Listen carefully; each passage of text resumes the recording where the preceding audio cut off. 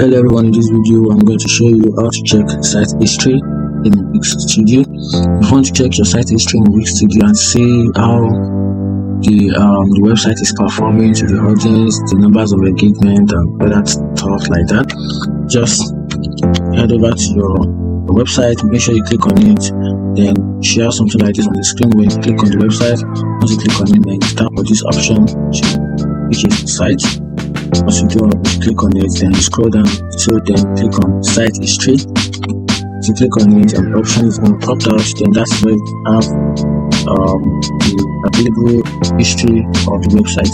Right now there's no view, and see view or restore any version of the site that you've ever saved or published. So if you have a particular website you've published, this is where you can find it. And once you have a saved site that you've working on for a very long time and you see what you want to do it, this is where you have all this option.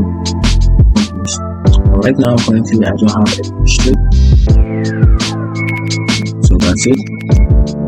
So you can go back to it. That's it. That is how to check website history studio.